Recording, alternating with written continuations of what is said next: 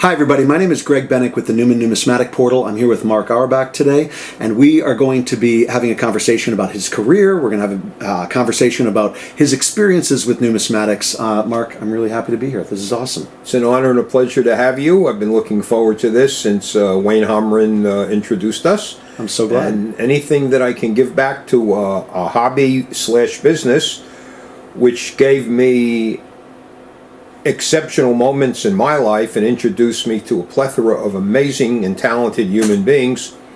It's just an honor to be able to give back and, resurrect some names of people who, unfortunately, a handful are no longer with us. Well, why don't you tell me about your career trajectory? How did you get involved in numismatics to start? How did you get involved in numismatics, and how did things blossom from there?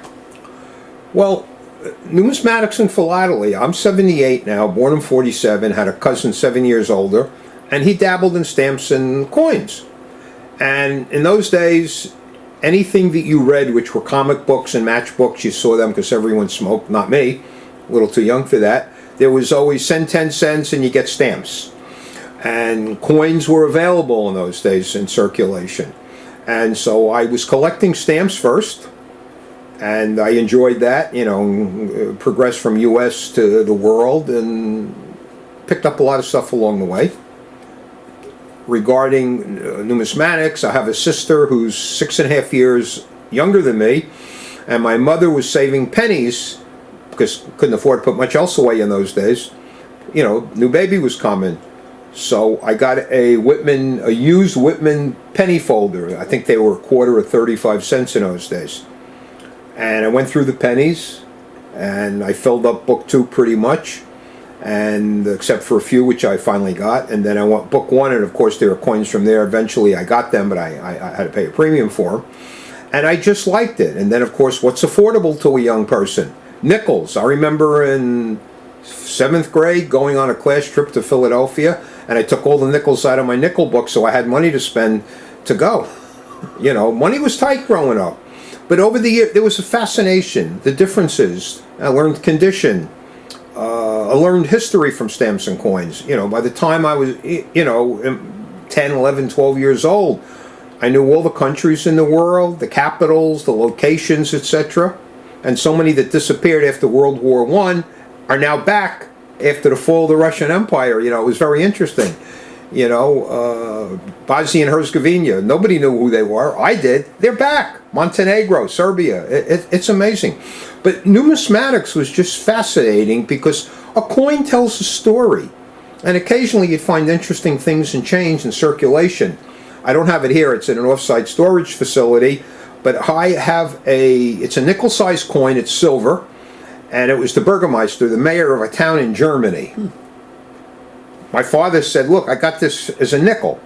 And my dad, may rest in peace, he worked nights in New York driving a truck, delivering cake. And starting about 10 years of age, after we moved to Passaic, we moved in 56, so let's say I was 10, 57, I'd go to work with him Friday nights. I could spend time with him because he slept during the week. He worked at night during the week. And so I didn't get paid, obviously. I was with my father. That was priceless. I got to keep the coins that I needed for my collection. I remember finding a 21D dime, which was a great coin then. It's even more so today. And some other good stuff. And then on Saturday mornings, when all the drivers in those days would do collections. Today, everything, money don't circulate, real cash change or anything. All the drivers, before they checked in the morning, when they knew I was coming, they'd all take all their change out and everything they were turning in and lining up, and I'd go through everybody's coinage. I mean, I had a system going there. I had customers saving stuff for me. It was wonderful. It was wonderful. And then some people had some old coins or tokens and all that other stuff. And it was fascinating. It was history. Who owned this coin before me? Who had it? And how... What a propitious moment as we sit here today that on the 12th they struck the last Lincoln cent, and they made it in gold. It has an omega on it. I'm wondering if they have any other letters from the Greek alphabet. But Stax Bowers is going to sell that, and they're going to bring millions of dollars.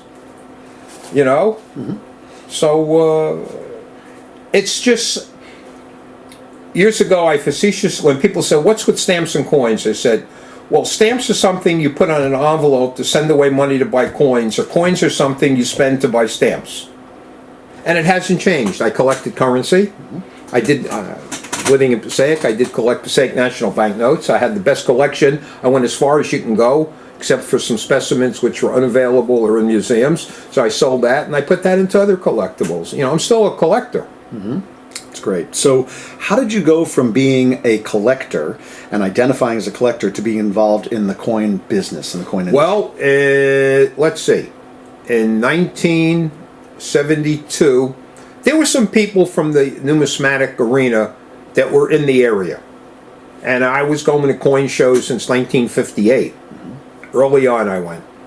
And I met some people. In those days, the interesting thing was that many of the old-time collectors, if you will, in those days, they had infinitely more patience for young kids. They wanted to bring you into the hobby, and they'd give you stuff, etc. And I was the beneficiary of that. I still have one friend. He's in his middle to late 80s, who I met at the first Passaic County Numismatic Society meeting, which was back in the 50s. I was at 10, and then I went to the coin shows.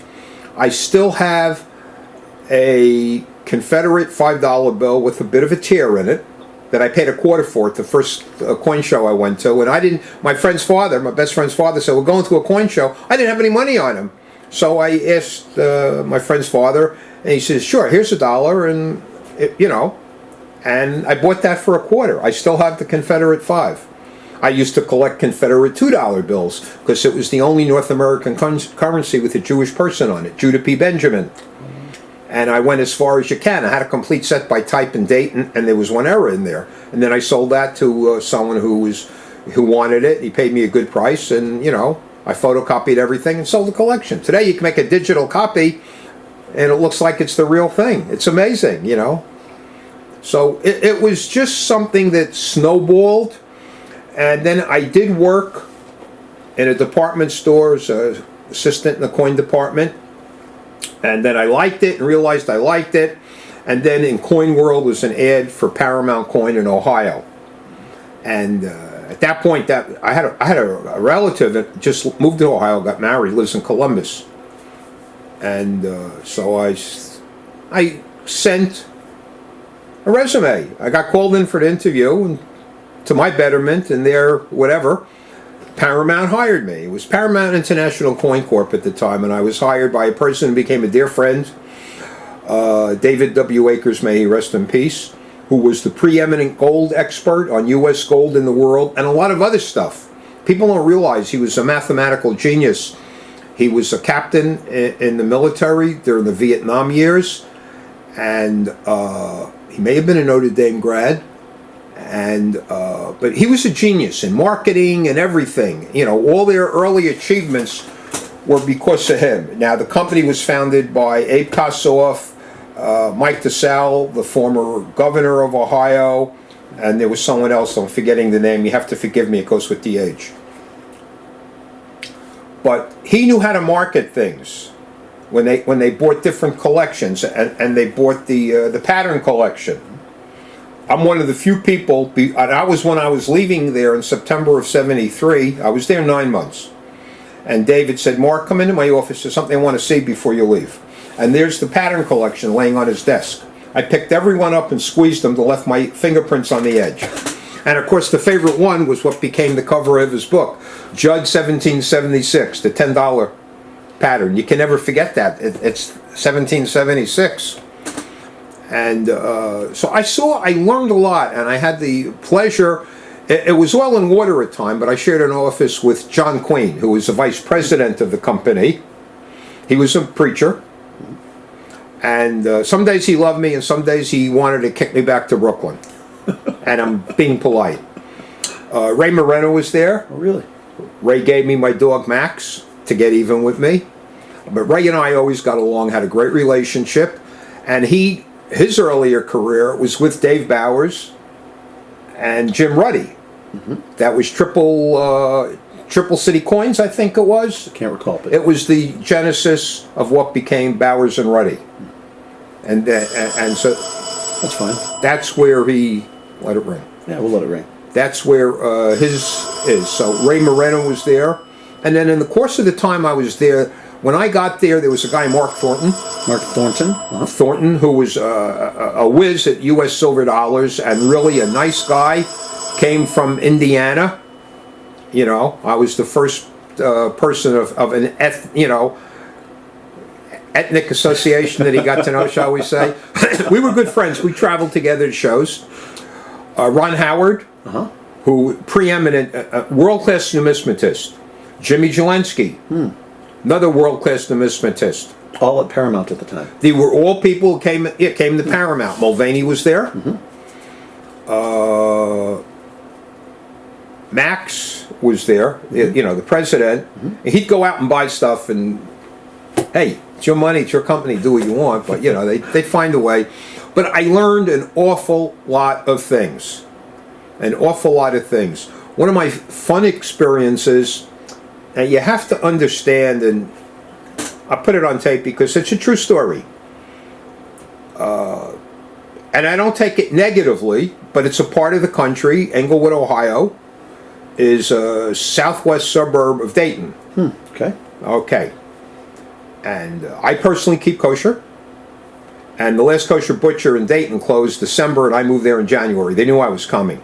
So I either went to Cincinnati or Columbus for my meat, which was fine. I liked Cincinnati. Mulvaney would go with me and introduce me to stuff.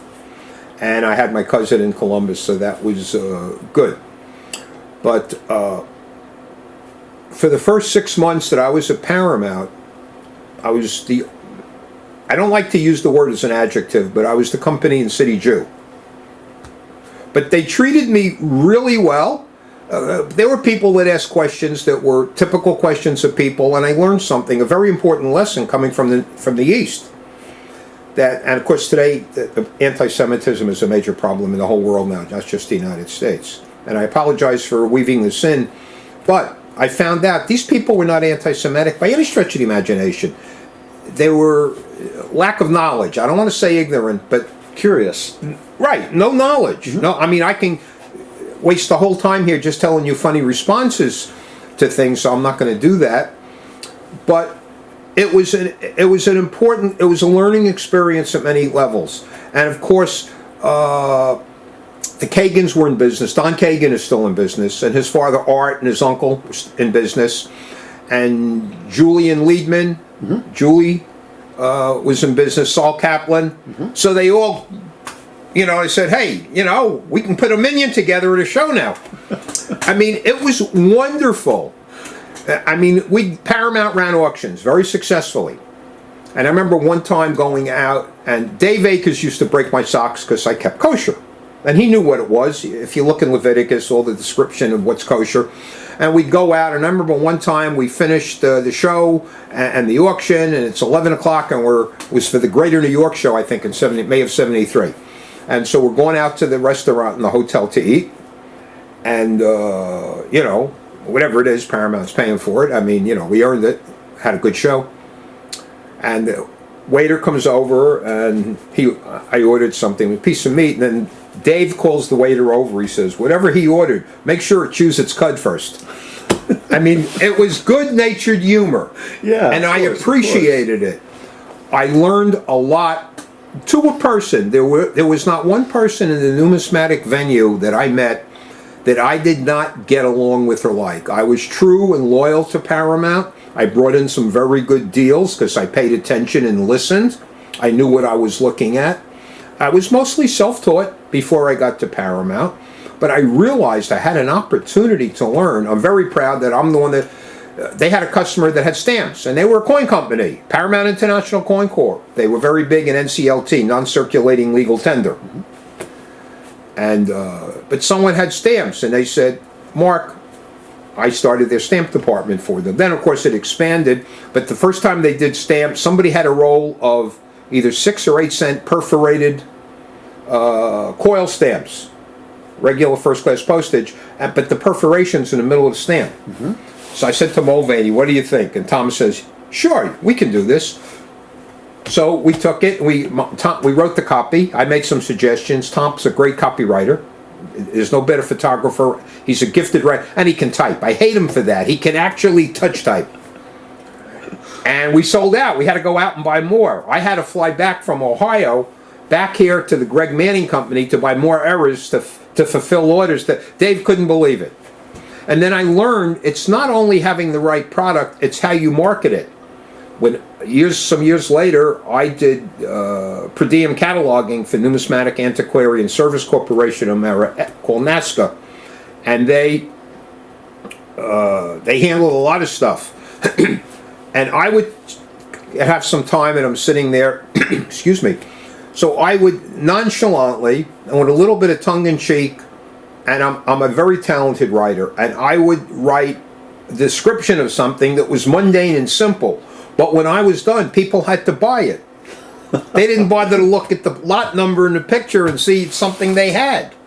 When I was finished describing a common Lincoln scent, they had to have it. And that's the marketing, the description of it in the catalog. Well, marketing is, and right now I see, because I get all the announcements for all the Heritage and the Bauer stacks and all the catalogs from all these people. Yep. And I see what's going on there, and it's amazing. And when certain ultra rare or unique coins hit certain record prices, I print out the page and tuck it in the Walter Breen books. Mm-hmm. Now, I got to know Walter very well. Tell me more. Walter was an amazing man.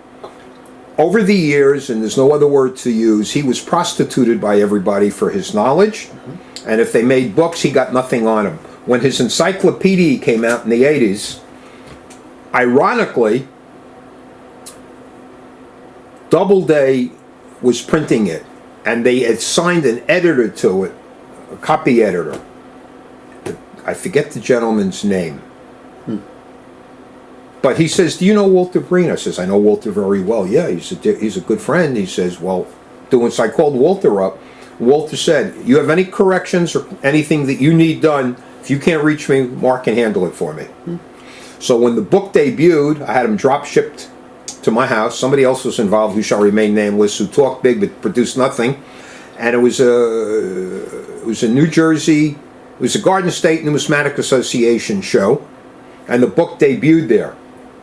The copy that I got before it was released, which Walter autographed and wrote in, brought unconscionable money at the auction. They insisted it go in, but I did get him to autograph two others, one to my son and one to my daughter, and those are the two that I have. Everything that he authored, that I owned, he autographed, and when I sold it in auction, as I referenced earlier, I photocopied all those pages. So I have copies of what he wrote to me. It's amazing. So Walter was a good friend. He slept on that. On that couch? Yes. He slept on that couch. Yes. For those who can't see it, because the camera's not on it, I have a sofa bed in my apartment. David Akers, may he rest in peace, slept on it. Walter Breen, may he rest in peace, slept on it. P. Scott Rubin, Michael Hodder, Frank Caton, G. Gordon Frost, and a handful of other luminary people in the numismatic world at the time. Well, you know what you could do, and it's my next question, was tell me about some people you remember, like those numismatists from the 70s, from the early 80s and whatnot. Or well, there's one person who is preeminent in the industry, and I was there at the beginning fortuitously. When I was when I left Paramount, I got hired by Pine Tree. Stanley Applebaum ran the company. Oh, yeah. Okay. And he hired me because I worked at Paramount, and he thought I was this numismatic genius, but he wanted to know everything they were doing. Okay. So, for 30 days, I lived by an aunt in Brooklyn, and I commuted to Queens. And I really saw Stanley for what he was. Walter was there at the time, and that's how we really got closer. And I realized that Walter came out with his book on proof coins, I think, at the time. Okay. And I said, how much royalties you get for this? He goes, royalties? You see any royalty around here? You see kings and queens? I didn't go any further on that. I said, well, I'm sorry to hear that. Anyway, when I was there, they had an auction arm, and Herb Melnick was the auction manager. And in comes this young guy with his father. Kid's 15 years old. He's wearing a blue three-piece corduroy suit. It's Kevin Lipton. Really? Now, I had met him at some local shows. I knew of him, and we had met. But I knew he was the real thing. He was just a numismatic genius. He No other way to describe it. So when he came in and Herbie's looking and the kid's 15, he's asking for, credit in the auction. And the father's with him, Arthur May, rest in peace. Arthur liked me, and I got along with him. He was a take it or leave it person. Kevin always wanted to leave him, but he needed him. He didn't drive yet. And he did live with his parents for a while in Oradell, growing up. So I convinced Herb, this kid's the real thing. Give him the credit. And of course, he thanked me for it later on.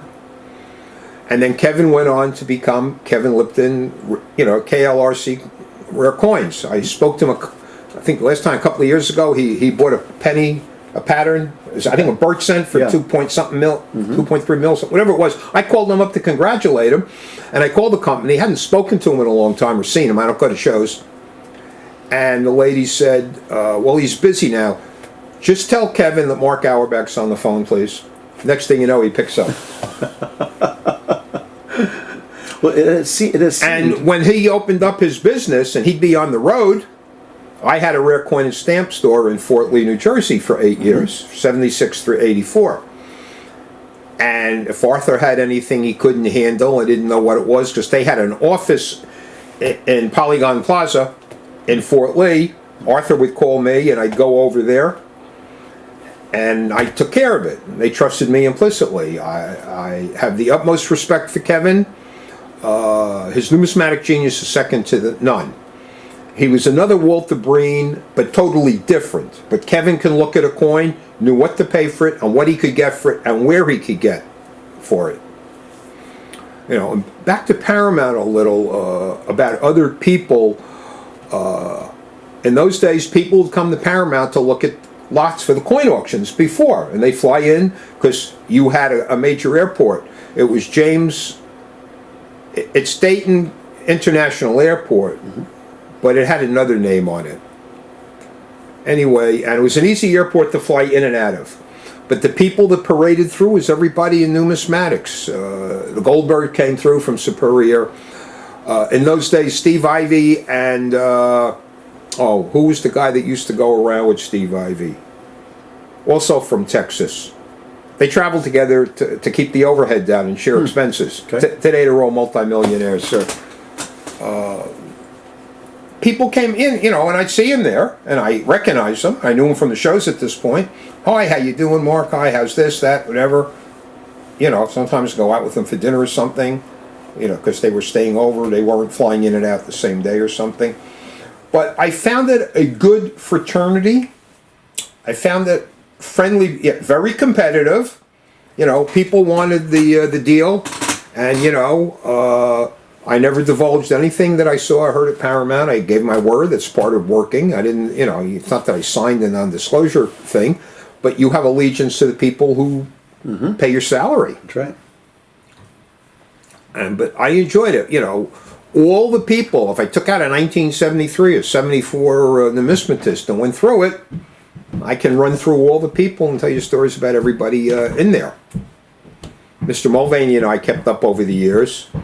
I know I speak to him at least once every 4 years because his birthday's February 29th.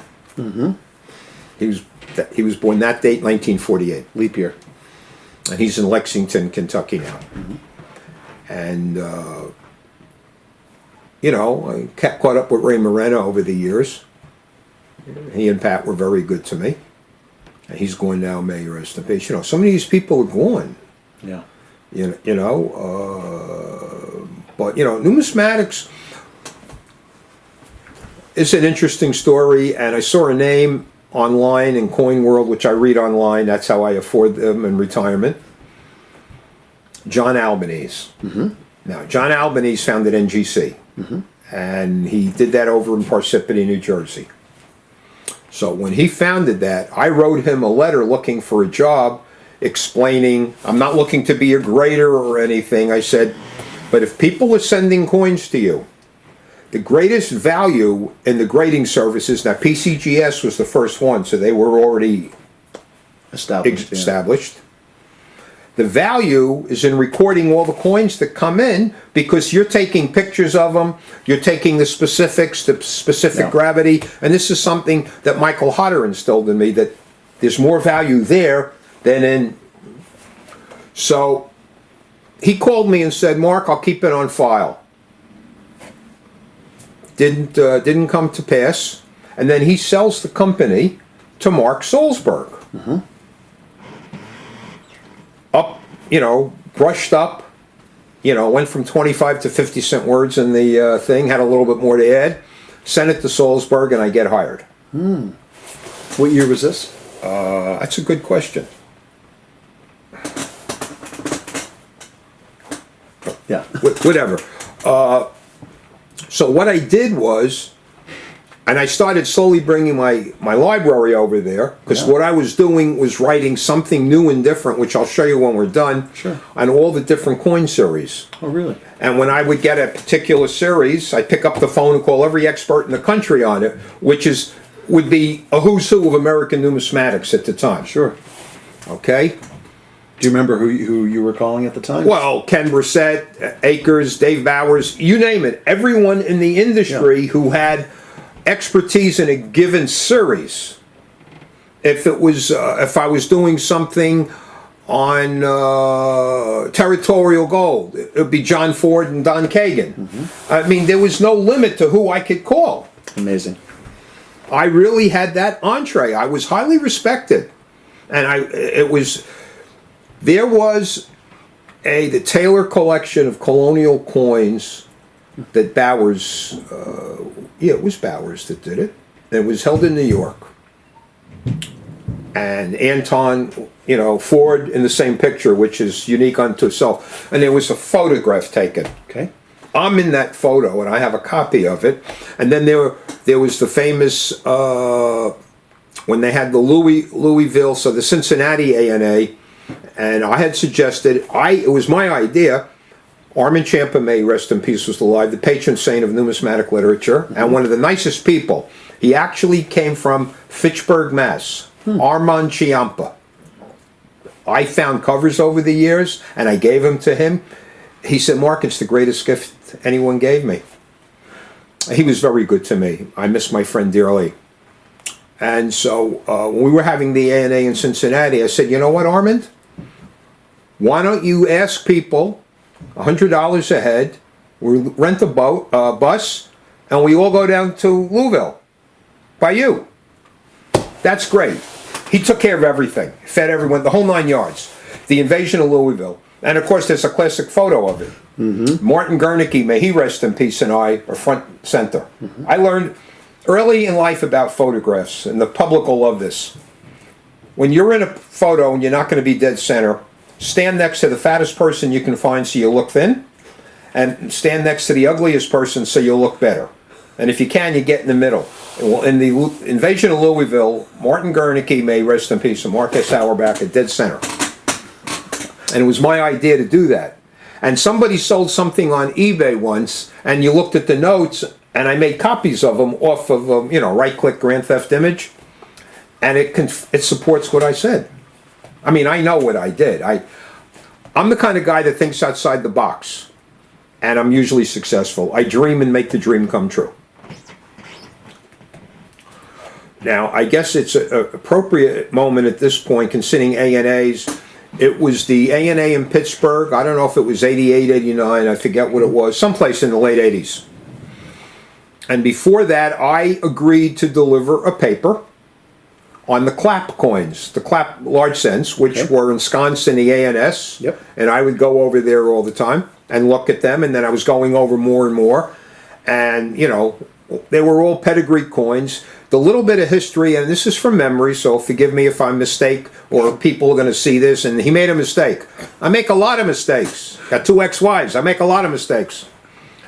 I'm looking at everything, and then we had the ANA at Carnegie Mellon. Mm-hmm. Now, Carnegie Mellon was endowed by George Clapp. For those who don't know who George Clapp was, he was one of the preeminent large cent collectors and other series, but he founded a little company called Alcoa Aluminum. Minor technicality. He, before World War II, he promised to donate his mainline collection to the American Numismatic Society in New York, but World War II broke out, and so the coins were ensconced in some kind of mountain vault for a bunch of years. They arrived at the ANS in 1980, and 1946, 47, someplace in there. Without mentioning names, they weren't there long enough to meet room temperature. They were switched. How did I know this? I didn't at the time when I was working on the paper I delivered, but when we were at Carnegie Mellon, we met there to look at the coins, and also they had an original numismatist, the first bound 6 books, which is the first year bound. They also had something which was more interesting as far as I was concerned. I found on the shelf, and no one else looked at it, an original copy of Common Sense by Thomas Paine, who was in Passaic 249 years ago tomorrow when Washington retreated through here from Fort Lee. Just thought I'd throw that out there. Ken Burns let that one slip through the cracks. Well, you're also a historian for the city of Passaic. Yes. Well, I'm not defined by my numismatic, Jewish, or American history. I'm good at what I do, but I've spent 65, 70 years accumulating that knowledge with some of the best people and the best primary sources. So when I looked at the coins at the Carnegie Mellon Institute, something struck me as odd. I go, wow, these are high grade. But if these were his doubles, which could have been a half a grade on the Sheldon scale below what was there, why is a lot of these nicer than the specimens that I saw? There's only one conclusion. And then I had a discussion with someone, no longer with us, and I won't mention him, who confirmed that that was the suspicion, and I just locked it in. So I shared the information with Eric, because he's one of the people that I totally trusted about all of this, because in those days he was a collector more of information. He collect coins. He had an amazing collection, we know that, across the board of lots of different things. He was like John Ford was Eric Newman on steroids, and I got to see John's stuff also, but Hodder got to collect it because they had that close relationship. As a matter of fact, when they found the SS Central America wreck, I was one of the first people that John Ford called if I'd be available to help in any size, shape, or form, and I said yes, but then right away they got hit with lawsuits and everything sat for a while till it got straightened out. So a handful of people who greased the skids made good money, but the information came out. And I do not have an 1857 pocket piece double eagle from the wreck, no matter what people want to say. So as you go along, you see and you hear, you pay attention. I pay attention to detail. I look at the minutia. I'm the guy that reads the fine print before I sign anything. And it's important that we do, because numismatics is. When I was with Paramount, somebody came to our table at a coin show, and they said they got a bunch of 18.6 Flying Eagle cents. And most people they went to, yeah, right. They came to me. It turns out it was the largest hoard, which eventually, I forget the company that got it, because even Paramount didn't want to. Yeah, I knew that. It's the two guys. Yeah. It was a blue-covered catalog from '73. I can picture it. And then I would go through catalogs, and what you do is you try to get the early ones. The plates are good, because you can plate match, and that answers a lot of questions. I will tell you that in the New Jersey colonial coinage, Nova Casaria cents, the horse heads, I am proudly the man who found the first known photo of Dr. Edward Maris. Nobody had one. No one knew what he looked like. And I go, wait a second, he was a physician. Tell us that story. And he was a Quaker. So he had to exist. There had to be a picture. And he graduated from Philadelphia School of Medicine, or some variation of that name, in Philadelphia. So one day in October 1989, I picked up the phone, and by the end of the day I had all the answers I needed, and I found out where his picture was. I got in touch with his grandson, who passed away within 6 months, Robert Maris. And he was quite elderly, right? Yes, yeah. Yes. Ironically, Robert Maris was a judge But of counsel is that when you get old, they keep your name on the letterhead. He would consult, but at the time he was the oldest civil servant in the U.S. government. And his office was in the Federal Building in Philadelphia on the 9th floor. The irony is my best friend was with the National Weather Service, and that's where they were headquartered. And I said, "Why didn't you tell me he was there?" He said, "You didn't ask." He says, "I didn't know who you're talking about," but whatever it was. And eventually met him, went with some other people who shall remain nameless. We got actual medals from the Marist. What's interesting, I think it's CM27 or CM24, I'm not sure, in the Julian book. There's the Marist family medal. Nobody ever put two and two together. But Dr. Edward Marist lived in Philadelphia his whole life. He was on Pine Street. And in those days, you could take private gold and have a medal struck at the U.S. Mint.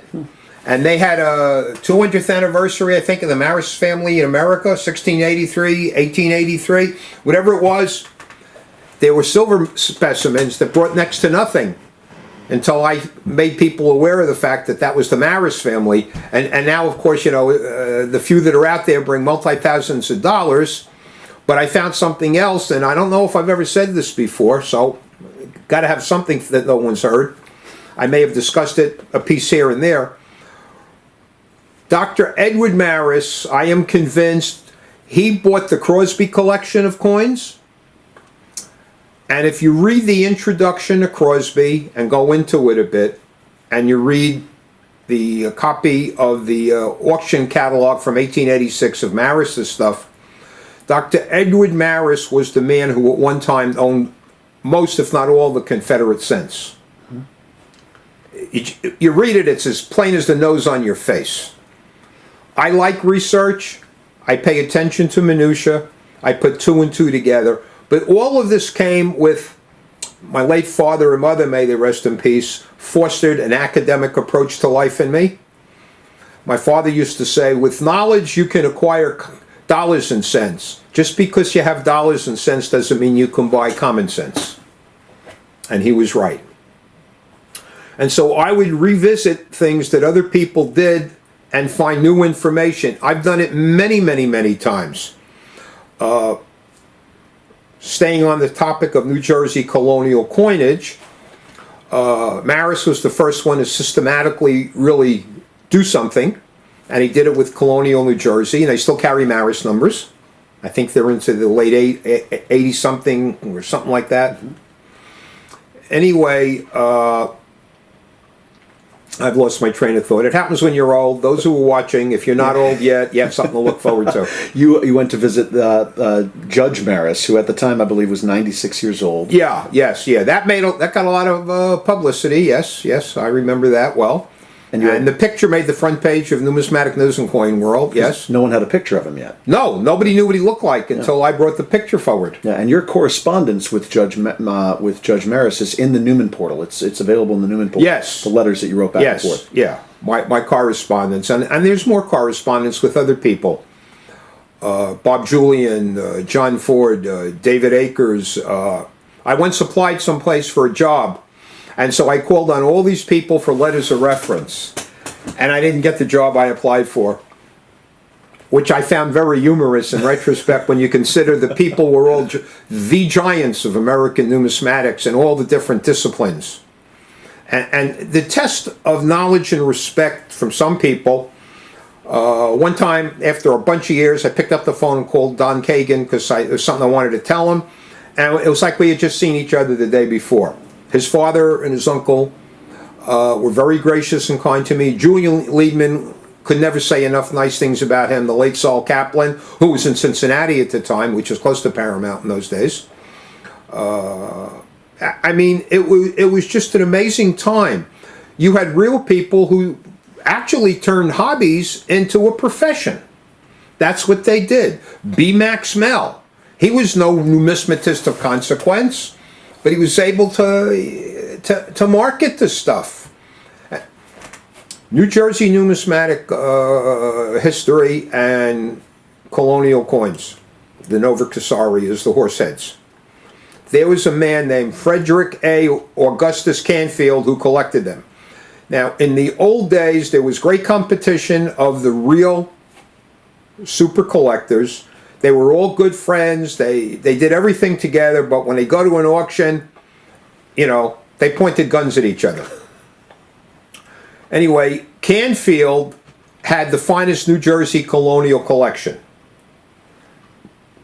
And a lot of people, you know, they wanted it, but, you know, secretly they were probably waiting.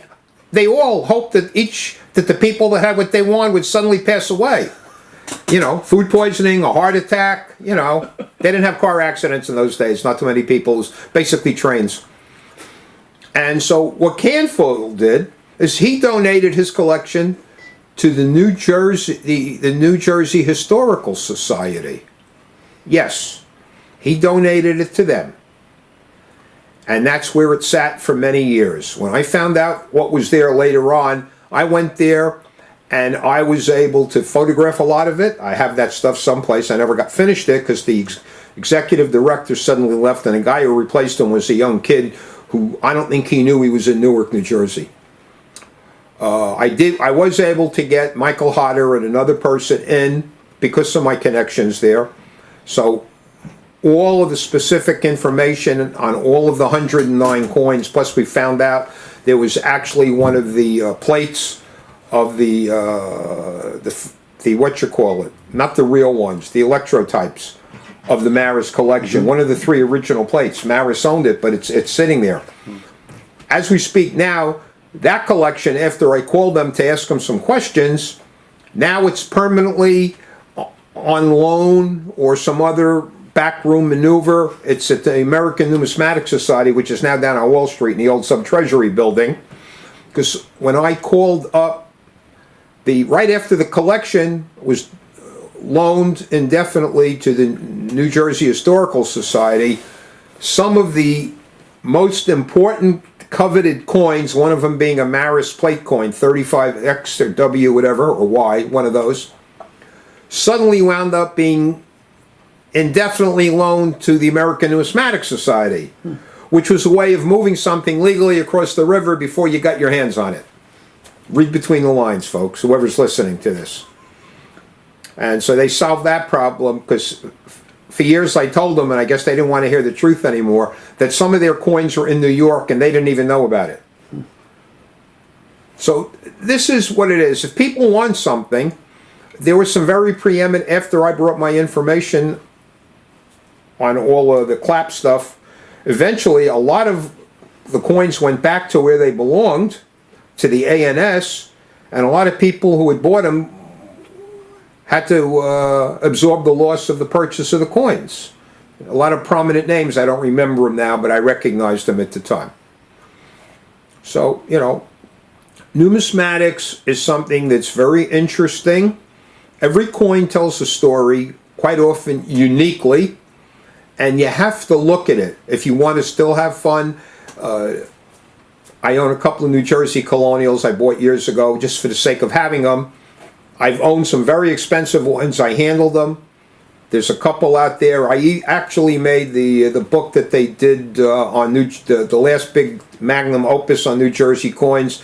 And my name is in there, not as a contributor, but my name is listed on a pedigree of a very scarce coin where there's only 3 known, and this was the finest specimen. And I knew that at the time when I handled it for the owner.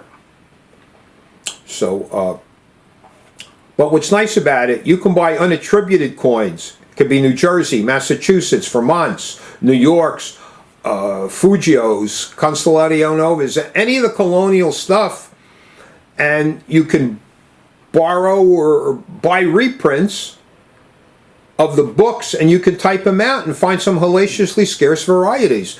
There's still a very fertile field of enjoying numismatics at many levels. I remember the first time, I have a daughter who's 46 now, and the first time we took her to the pediatrician, went to her office, and the pediatrician knew I was in the rare coin and stamp business, and said she just came back from Russia and she had a lot of large size US currency. What's it worth? Would I look at it for her? So I said, yeah, sure. I'm saying this is great. First time I'm going there, I'm doing her a favor. So we go there, and her father sent it to relatives in Russia, and then they buried it in the late 20s, so it was all large size, and they dug it up, and she brought it all back here. So, you know, there was gold seals, you know, silver certificates, a lot of $10 and $20 large size gold seals. Condition was average circ, but there were a lot of 1899 silver eagle, the eagle silver certificates. And of course, there were some better signature combinations in there. And that's the key. Most dealers, if you go to a pile, they'll prorate them so much a note, but the better signature combinations are worth 100 times more, easily. And so I did all of this for the doctor, and she was thrilled. And then, just as an add-on, me being me, my daughter had an air raid because she was cutting teeth early, went to the doctor, didn't even get out of the waiting room, half out of her snowsuit. Doctor says, she's doing better, take this. I got a $25 bill. Never left the... So I said, I don't understand. Well, doctor said, well, that's how I make my money. I said, you know, you're right. Well, when I came there the first time with my daughter, I made a house call and did an appraisal. I'll pay you your $25. I'm sending you a bill for $300. We were best friends after that. So, tell me, slightly shifting gears, tell me about Omaha and Byron Reed. Okay. I was aware of Byron Reed in the Omaha collection. David Akers had mentioned it a lot because there were a lot of coins in the Reed collection that David used in his gold books. I don't know who he sent there to take the pictures. So anyway, I get a call one day from, he's now deceased, Richard G. Doty, Dr. Doty, who was head curator at the Smithsonian before when he passed. Before that, he was the U.S. curator at the American Numismatic Society, and I knew him through scholarship and research. We had a great amount of respect for each other, and we became good friends. He called me up and said, how would you like to come to this opening? And I go, okay. I figured out I can manage to do it. And it was black tie. Okay, so I called up there, and I'll never forget the lady's name. Don't ask me why. Marilyn Jensen was the secretary at the Western Heritage Museum. And I said, you have places to get tuxedos and stuff out there? She goes, yeah. I says, well, I do own black shoes and black socks. I said, these are my measurements. She says, you're good. I says, well, my grandfather was a tailor, so I learned. And of course, it fit when I got it, so they had it waiting for me, and I sent a check and paid for it. And I went to the reception, and it was awesome. But I got there a few days earlier, so they let me in. And because Dick Doty says, you have any questions, this is the guy you want to talk to. So I got to see the whole Reed collection as they were putting it in the Berg motion case. You know, here I am holding, and oh, that's nice. Oh, it's an $04. Big deal. I've seen three already. And then there's other stuff in there that nobody knew was in there. There was, I think, was it the 1829 proof large plants at half eagle, which that was one of the coins they sold, unfortunately. I think that's what it was. But I saw stuff, so I took copious notes, which I still have, of everything. And that night on the phone, I called Akers and told him about everything. He goes, it's amazing, Mark. Thank you. I can't thank you enough. And I was there, and I helped him set up the exhibit. And I had a great time there. And I had driven, and I took a manual typewriter with me. And in my hotel room, or motel room, whatever it was, I typed the press release for Numismatic News. I covered it for Numismatic News. And I made 5 total trips to the Western Heritage Museum in Omaha, Nebraska. One of the very few people who saw everything they had. Reed collected manuscripts of famous people. Probably the most important thing I held in my hand, he had a pile of Washington signed letters on sideways, was 2 inches tall. But the most important thing he had, and they call them true copies because they didn't have copiers in those days. Somebody would have to write a second one or a third one. It's a copy of the Louisiana Purchase. And I picked it up, and it's got all the ribbons and the wax seals hanging down, and there's Jefferson and Monroe and Madison and Bonaparte, and all these people signed it. That was pretty cool. That was pretty cool. And then in looking at the notebooks and stuff, I found all the notes that Walter Breen had made years ago when he was there in 55. So I updated Walter on my notes. But the Byron Reed collection, it pained me when they decided to sell off a sizable section of it to finance bigger and better quarters, which made no sense. It's like selling your house so you have more room for the furniture, but now you have nothing to put over the furniture. You know, or having 5 kids and selling one to feed the other 4.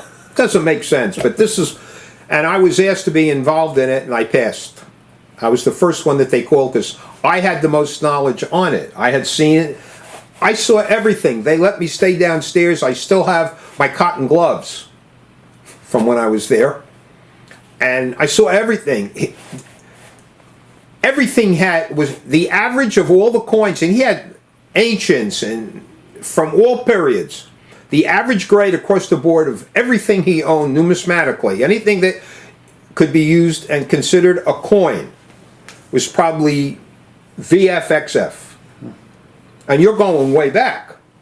I mean, he had signatures on the autograph collection on vellum. I mean, he had absolutely amazing stuff. If there was such a thing as a portable camera and a cell phone, I'd have burned up mine taking pictures. But the Byron Reed collection, it was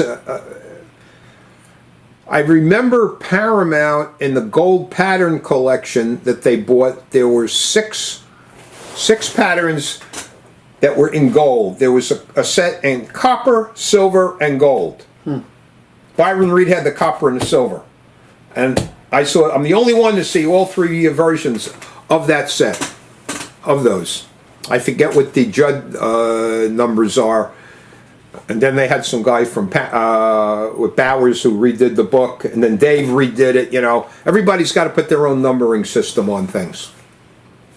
Whatever floats your boat. So you've talked about knowledge again and again and again. Tell me about numismatic education overall and the role that's played for you and the role you played there. My numismatic education came from reading every source I can get, ad nauseum. But it all came to life when you see the item.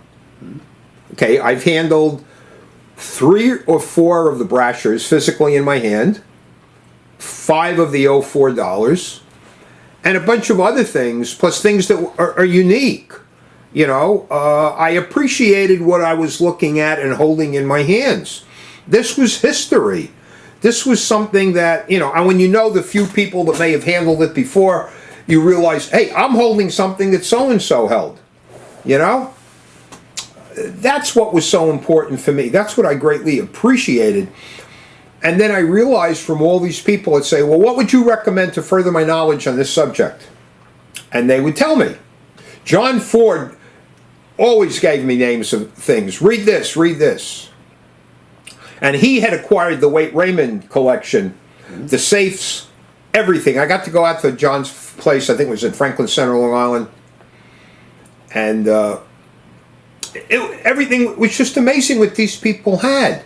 And they had the copious notes of the people who, you know, I live currently, we're in the city of Passaic, New Jersey right now, in case anyone wants to know where Ground Zero is, for the purpose of this conversation. And I bought a philatelic cover once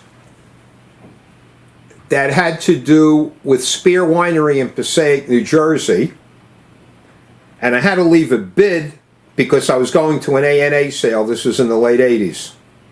And the irony was that the cover was addressed to Dr. George P. Hetrick, Birdsboro, Pennsylvania. For those of you who collect Civil War hard tokens, Guttrig and Hetrick in the 20s did the first ones to do a catalog of the subject. So I got this great philatelic numismatic thing that I stumbled upon because I knew who it was.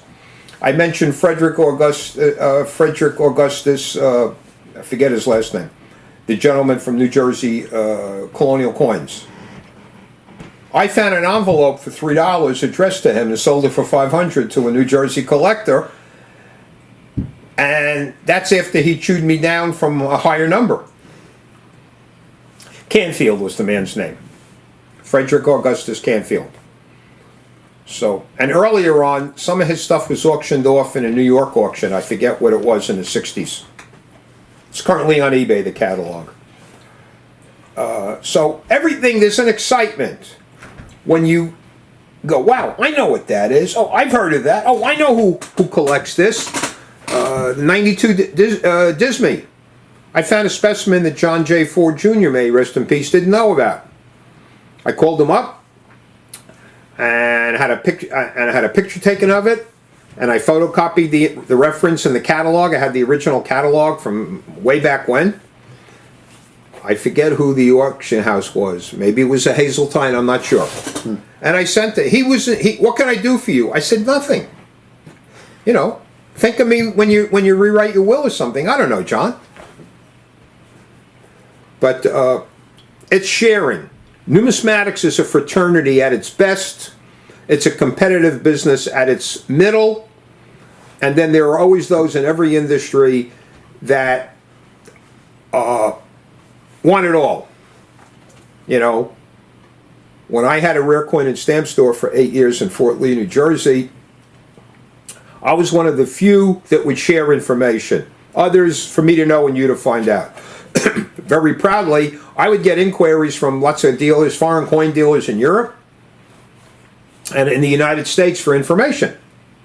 And I'd say, look, where'd you get the information? What book? Thank you. Call Harry Edelman Company in Queens. They'll sell you the book. Because of me, Harry sold more copies of Quarterman publications than anybody else in the world. So, by a long shot. It's a matter of sharing. It's the knowledge doesn't belong to me. I don't care what you own or how much you pay for it. If you think about the finality of time and the continuum of time, you're a temporary caretaker. The question is, how much are you willing to add your name to the pedigree for the time that you live? And that's kind of what it's all about. What did I miss? Because I was going to ask you about your career trajectory, which we covered, and other than that, we covered all the things that I wanted to know about. What did I miss? What's the part of the Mark story that I didn't think to ask you that you would like to tell? Well, I'm still involved in numismatics. I still have customers from 50 years ago who want to get rid of stuff. It's a matter of, now I'm telling everyone now, with gold at 4,000 plus, and silver at 50 plus, sell anything bulk you have because you're in the profit zone. Take it, you know, and don't lament. I had one customer who probably paid more for a safety deposit box than the amount of silver coins he's kept in there all these years because he didn't listen to me early on. Learn from it. You know, we see all these television ads now about gold. Yeah, the ads were great. If you bought at 2,000 and that doubled, it's great.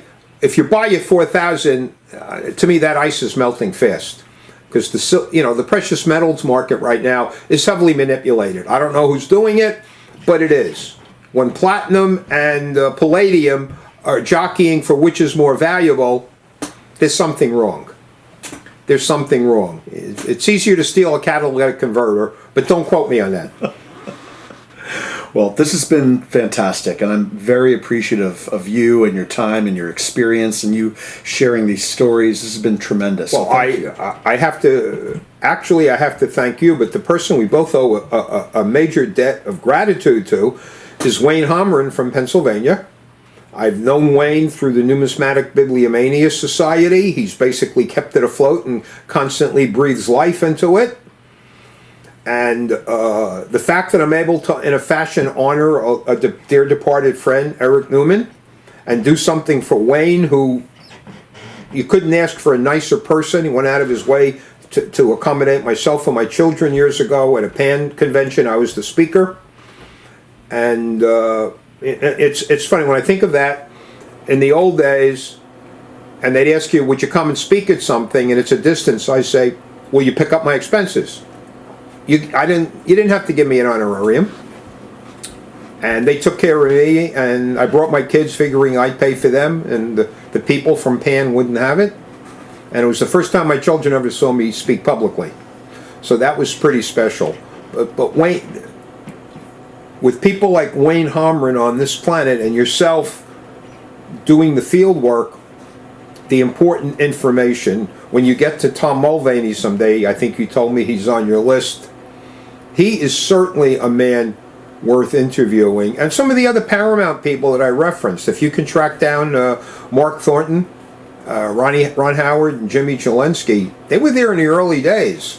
And these are people who are connected and very knowledgeable and would be good interviews. They're class people. Amazing. Well, They are class human beings. And if you can ever get Kevin Lipton, there are the stories that maybe half of them should stay buried. But Kevin Lipton, I saw him, I've known him since he's 15 years old. And he's just amazing. Is he the face of American numismatics? In terms of knowledge and the ability to look at something, buy it and sell it, know what to pay, what to sell, and the other person I couldn't think of before that used to travel with Steve Ivey, Mike Follett. Oh, okay. Mike Follett. They used to come in together, keep the overhead down, and what you call, Ivey's the, he's the CEO of Heritage that got offices on every block now. They're always hiring. I mean, they're getting to the point now where they're hiring people for their shoe division. One person to do left shoes, one to do right shoes. I mean, that's success. That's success. Well, Mark, thank you very much. I appreciate it. And if people are interested in seeing more interviews and listening to and reading more interviews, I have a page on the Numismatic portal where those interviews are held and where they're stored. And if you have ideas, of course, you can be in touch anytime. I would always love to hear from you with ideas for more interviewees, of course. So until the next time, thank you very much, everybody, for watching, listening, reading, and I appreciate your time, and we will. Can I just throw one thing out there? Of course, all the things you want. I don't know if this is kosher or if it's part of the scenario for this, but if anybody is interested in getting in touch with me, the Numismatic portal will have my contact information, and I'll be more than glad to answer any questions or expand upon anything I've said if something captivated you or intrigued you. Obviously, there are more stories. I don't like to say anything ill of those that are deceased, because we don't have enough electric in New Jersey to cover that much time on camera. But it's like any other industry, except it's more personal, and people did share. I was blessed to come into an industry in 1973 and taken under the wing of many people who were willing to share, because my interest was genuine. I wasn't just looking to make a check and, well, I'm a coin collector, what can I do? I was well beyond 1950D and 32D nickels and 32 DNS quarters and 14 D pennies and OS VDBs and 55 double dice. Some of which I actually found a change, but that's another time. The bottom line is, it's a hobby that can become a productive business, but academic approach, knowledge, strong, deep foundational knowledge is imperative. And no pun intended, but from my old former employer, it is paramount to move forward in the industry. And there are companies that will hire you, but you've got to have some really good knowledge to get hired, to get in the door. You have to know a lot more than what it looks like, And if you're old enough to know what raw coins are, then you're really good. Thank you all for listening. I hope this has been productive for the viewers. And my last comment, it is the highest honor and privilege, thanks to Wayne and Greg, to be able to contribute to the Numismatic portal. He was a special friend and colleague, may he rest in peace, and his contributions to American numismatics, it's into the stratosphere, and I'm glad to be able to call him friend and to share with him over the years and give him viable and useful information. I hope this is just a smidgen of a give back in saying thank you to Eric for his kindnesses to me and the hobby. Thanks, everybody.